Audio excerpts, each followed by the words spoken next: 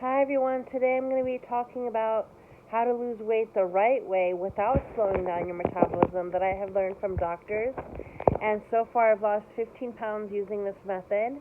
And I did want to say I did used to be a certified personal trainer. I was a size 2, I was fit, and I even wrote a book on nutrition. But I had some trauma, and mainly the main reason why I'm not skinny anymore is because I've wrecked my metabolism through calorie deficits, through dieting. I have slowed it down dramatically by 1,200 calories a day, roughly, and I don't want that to happen to you. And I know most people are slowing down their metabolisms every time they diet, and that's why you see big people barely eating or not eating that much and still being overweight. So the metabolism can get really, really slow. I mean, I've seen people who only eat 500 calories a day and they're slim, but you know that's really slow. A woman should be able to eat 3,000. A man should be able to eat 4,000. But most people don't have those kind of metabolisms because they've dieted and that has slowed it down. So let me tell you why dieting slows down your metabolism. So dieting slows down metabolism because when you eat, you release insulin. Insulin is the fat storage hormone, and so it tells the body to store fat. And so when you're eating breakfast, lunch, dinner, your insulin levels are high. So when you're in a calorie deficit and your body needs to access fat stores because you're in a calorie deficit, it has a very hard time doing that. It's a very difficult thing for the body.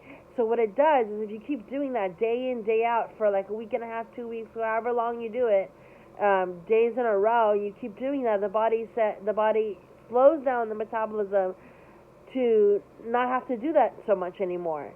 So it slows down the metabolism. Now if you fasted, if you let the insulin levels drop, if you eat only one meal a day, ideally dinner, wait 23 hours since your last meal and eat just one meal, the body doesn't have to have a difficult time accessing the fat stores. It's going to access the fat stores with ease, and it's not going to slow down your metabolism. With the exception of if you ate nothing at all for like way too long, like I'm thinking 3 weeks, 4 or 5 weeks, I don't know, something around then. I don't know exactly how long, but if you go on a really long fast where you drink nothing but water, and that can also slow down your metabolism. A man can do one meal a day indefinitely for the rest of his life, and it won't slow down his metabolism. But a woman can't because she has different hormones, and I learned that from Dr. Mindy Pelz. A woman has to, in my experience, I fasted. There was a period of my time where I was fasting for health, and I fasted 2 days a week where I ate absolutely nothing, and I did that for months, and it did not slow down my metabolism. So I would say 1 to 2 days a week for a woman fasting, either eating one meal a day or nothing at all, is okay. And for men, they could do one meal a day, but women, I wouldn't do more than 2 days a week for women. I know it's going to be slower, but it's going to be a way where you can keep the weight off with less effort. And so on the days you're not fasting, eat normally, don't undereat, don't over exercise, just do what you normally do. And so on the days and then once you lose about 10 pounds, then you can reduce your daily calories by 100 or add 100 calories worth of exercise to maintain. But you don't want to go under on a consistent basis. You want to either eat at what you need to sustain your weight, and only eat under on days you're fasting. So on days you're fasting, if you're going to eat under on those days, you're going to eat one meal or nothing at all, and one normal sized meal, and nothing, not like all your daily calories for the day in one meal.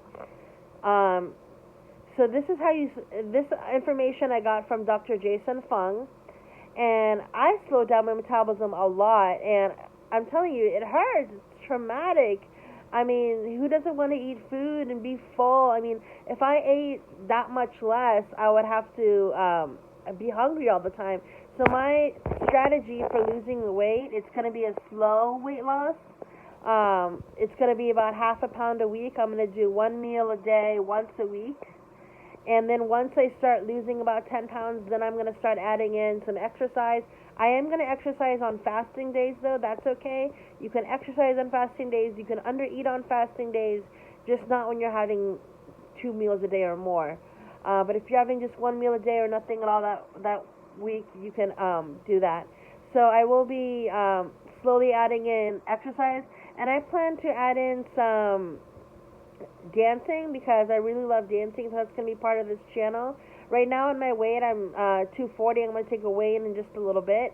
It's hard to dance and it's hard to walk, but I will be adding in some exercise as well. So I plan to lose hopefully 35 to 40 pounds this year, and then next year about 25 to 30 pounds.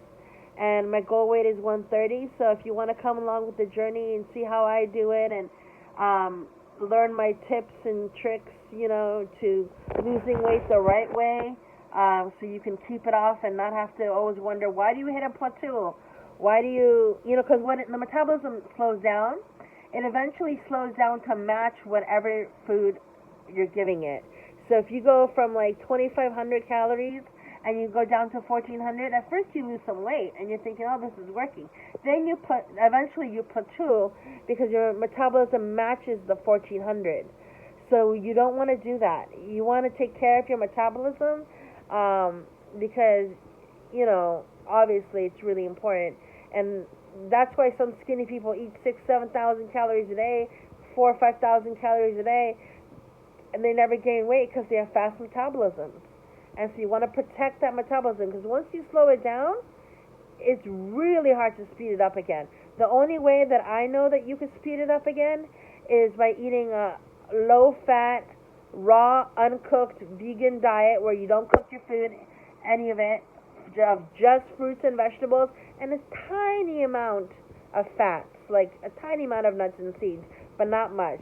Mainly fruits and vegetables, and like maybe a third of an avocado a day, but the rest raw carbs. I mean, if you want to know more about that diet, look up 80-10-10 by Dr. Doug Graham, and you can look into that. But you have to eat that way, and you have to eat enough of those, a lot of calories, and you have to eat that way for like 1 to 2 years, and that's hard. You have to be 100% or near 100%, and that's hard. So I wouldn't recommend slowing down your metabolism. Okay, so now I'm going to take my weigh-in, and following me along today, I'm going to be doing a fasting day, and I'll let you know what that looks like. So this is my weigh-in before the fasting, 243.8. I think I am retaining some water. So now I'm taking my dog Chet, that's Chet, out for a walk while I'm fasting. Fasting, going for exercise on days where you're fasting is a great idea, because you definitely can tap into the fat stores without slowing down your metabolism because your insulin is low. But exercising when you're eating breakfast, lunch, and dinner, yes, that will tone you and it has health benefits. If you want to do it for that, do it for that. But it's going to backfire when it comes to losing weight. It's going to slow down your metabolism in the long run if you do it for more than a week or two in a row. It's the same thing as a calorie deficit. So you want to try to, if you're doing it for weight loss, you want to try to only exercise on days where you're fasting. And you could do it to maintain a weight loss. You could, for every 10 pounds you burn, you could, for every 10 pounds you lose, you could burn about 100 calories to maintain that weight loss. So it's great for that. But if you're going to be fasting, eating breakfast, lunch, and dinner, and then exercising, and then doing a calorie deficit, or even eating the amount you're normally eating, but exercising an extra hour a day, that is going to eventually slow down your metabolism. I don't know why my dog is not walking. But yeah. So yeah, we're just, this should burn about 200 calories at my weight. We're going for about 30 to 40 minutes. Yeah. So I just wanted to give a quick clarification. You can drink water during the fast, but it is important to be medically supervised before you begin any dieting or exercise program. So if you're wanting to fast, if if you're on medication, if you have a health condition especially. But in general, it's a good idea to, and I would say it's definitely a good idea to check in with your doctor and make sure everything's okay and that you're okay to do that. So to break my fast, I'm having 4 Cara oranges, my favorite type of orange. And I think fruit is the best way to break a fast if you can, because it's the easiest to digest. It comes full of antioxidants, vitamins, minerals, fiber, enzymes, water. And fruit sugar is not the same as table sugar, okay?